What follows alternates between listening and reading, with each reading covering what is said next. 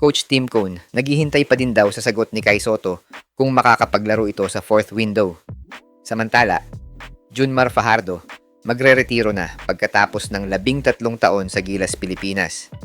Tara mga idol, pag-usapan natin ang mga balita na yan. Patuloy pa ring malaking tanong para sa Gilas Pilipinas kung makakasama ba si Kai Sotto sa paparating na FIBA World Cup Asian Qualifiers matapos muling lumutang ang uncertainty sa kanyang availability at sa ngayon ay wala pa ring malinaw na confirmation mula sa kanyang camp.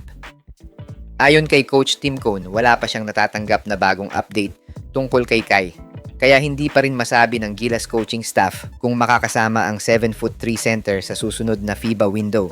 At kung tutuusin, hindi na bago ang ganitong sitwasyon dahil ilang beses na ring naging usapin ang availability ni Kai para sa national team, lalo na habang pinaplano niya ang susunod na yugto ng kanyang basketball career sa United States at ang posibilidad na ipagpatuloy ang kanyang development sa USNCAA habang hinahabol ang kanyang pangarap na makapasok sa NBA. Pero kailangan nating maging fair dito dahil hindi rin automatic na ibig sabihin nito ay ayaw ni Kai maglaro para sa Pilipinas at hindi rin nangangahulugan na walang pakialam ang Gilas coaching staff sa kanyang sitwasyon. May career decision na kailangang timbangin si Kai, habang si Coach Tim naman ay may national team na kailangang ihanda para sa mga importanteng international games. At dito nagiging complicated ang sitwasyon dahil sa FIBA World Cup qualifiers, hindi pwedeng basta maghintay ang coaching staff hanggang sa huling sandali bago magdesisyon kung sino ang kanilang gagamitin. Kailangan nilang malaman kung sino ang available, sino ang kailangang i-condition, sino ang isasama sa rotation, at kung anong combination ng players ang pinakamagandang gamitin laban sa mga kalaban. Mas malaki ang concern ngayon dahil hindi rin kasama sa equation sina Quentin Milora Brown at Mike Phillips. Kaya kung hindi rin makakasama si Kai, mas magiging mahalaga ang role ni na Junmar Fajardo, AJ Edu at Justin Baltasar sa frontcourt ng Gilas. Pero kahit ganoon, hindi naman ibig sabihin na magiging mahina na agad ang Gilas kapag wala si Kai.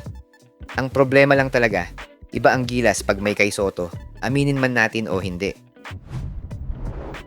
Samantala, mukhang eto na ang huling qualifiers na sasalihan ni The Kraken Junmar Fajardo matapos i-anunsyo mismo ni Coach Tim na magpapaalam na ang isa sa mga haligi ng national team. Ayon sa bagong ulat ng Spin.ph, kinumpirma ni Gilas head coach Coach Tim Cone na ang paparating na FIBA World Cup 2027 Asian Qualifiers window ang magiging huling pagkakataon para isuot ni Fajardo ang national team jersey. Matatandaan nga na muli lang bumalik si Junmar sa national team matapos nitong magpaalam na gusto na niyang magretiro last year. Pero dahil sa kakulangan ng big man ng Gilas, no choice na si Abay na bumalik para magsilbi ulit sa bayan.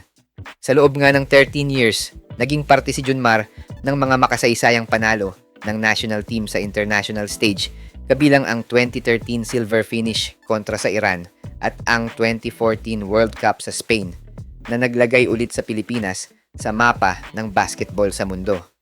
Kaya kahit marami ang nagsasabi na bumagal na si Abay, para sa ating mga naniniwala na mas malaki pa ang ambag niya sa Pilipinas kesa sa mga basher, patuloy lang nating suportahan si Junmar hanggang sa magretiro na siya sa kanyang karera sa basketball.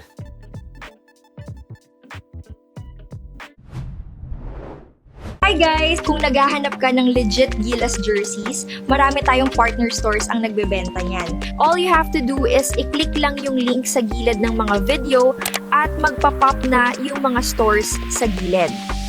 Get yours now guys at huwag kalimutan mag-subscribe kay Overdrive Highlights.